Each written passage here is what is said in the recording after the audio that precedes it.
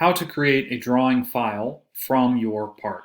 All right, so I have my part here, and in the end I want to create something looking a little bit like this. All right, it's not perfect, but for what I want to show you, this will do. All right, so I go back to my design, and on here I can click Design, go to the bottom of the drop-down menu, Drawing from Design. All right, it'll give me some options over here, and basically we want to just say this is great. I actually changed mine to an A size sheet. I want to try this one this time, and then I'll say OK.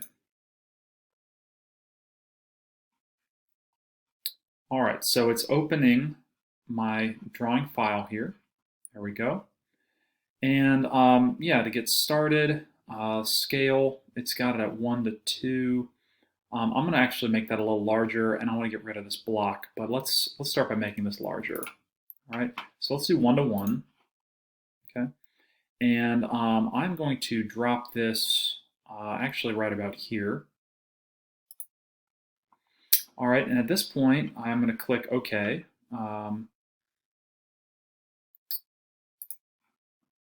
So that's good. Now to get my other views, it's a little different. I actually have to come up here now and click Projected View. And as I click on the base view, it will give me some of those projected views. And really with this object, you can get away with only a front and top view as long as you have that isometric in there. All right, let me put this over here. And then I'll right click, say OK. For this isometric, what I can do is right click on it and do, let's see, Edit View. Select this view. And instead of the kind of wireframe, I want to do a shaded isometric. All right, so once I've selected that, click OK. There we go. And let's start working on this block here. Now this is actually a little different for me, but let's see how this goes.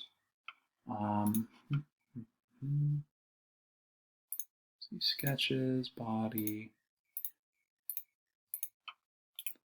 I'm gonna right click on sheet 1. That didn't do anything. Okay, so that might be for another video. For now, I think I can just get rid of this. So right click, delete, and it wants me to select what I want to delete, which is going to be this table for now. So I'll say OK. All right, and then I'm going to go about and actually do the dimensioning on this part. All right, so I'll just show you a couple dimensions to get you started, and then you should be able to do it just fine. So I want to do an overall dimension for, of course, the height, the width, and the depth, right? So let's get those in there. We'll go to dimension, and we can get the depth while we're here. So sure, that works there to there. And then I'm going to bring this over here. I'm going to place it nested a little far because I'm going to put some other things in between. All right. Let's also dimension from the bottom here to the top. And I'll maybe try to line it up with that other one up there so it looks nice and even. And we need to do how big across this thing is. So from here to here. All right, and that's probably a good distance down. You'll see it snaps into place. You know, you can adjust that as you go. But yeah, so those are my overall dimensions. Now let's take care of a few other things, and then I think you'll have enough to really dimension some drawings on your own. So adding center lines, that kind of thing is pretty easy. You would click on center line and then click on the 2 lines that would be the edges of the circle, those hidden lines there. I can do the same thing down here. All right, and here as well. All right, now I've got all those center lines I need. I also need center marks. All right, so I would need one here, here, and of course here. All right, and with this one, I'm going to right click and say OK, so that toggles off.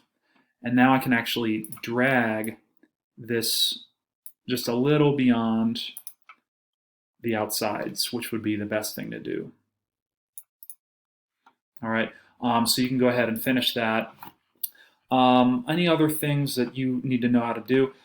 Let's say, for example, like with this problem, this is 7.1, number 5 on this year, 2019-2020's MyPLTW. They'll probably change moving forward. But we want to dimension one of these circles or holes. And instead of dimensioning all of them, we're just going to, dimension 1 and say times 2. So this is what that would look like. I can, again, select this general dimensioning, find my circle, click on it, and then drag my leader line till it's in a good placement. And from there, I can all I have to do is double click on it. Actually, I got to toggle this off. So right click, okay, or you can hit the escape key. Double click, and this is even simpler than Inventor, I think. You just times 2. And this is also a through hole. All right, boom. So I've got that. Both of those are dimensioned now. I don't need any other details.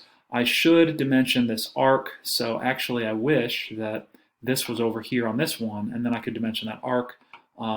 Let's see if that's an easy fix or not. So I'm going to click on this. Let's see if well, it's dimensioned to that circle now. So I would have to go just do it on the other circle. But let's give some room so we can also dimension the arc here. Okay. So I'll drop this, sure, right there. And dimensioning the arc, or the fillet is really what this is. It's a fillet. All right, and bring this down. And again, once I've got it in place, I can right-click OK. And instead of dimensioning all of them, just put times 2. There you go. So I hope that is a good video just to get you started with how you dimension or create a drawing file and then go about dimensioning it. And we'll probably have a different video later for how to get your title block in here.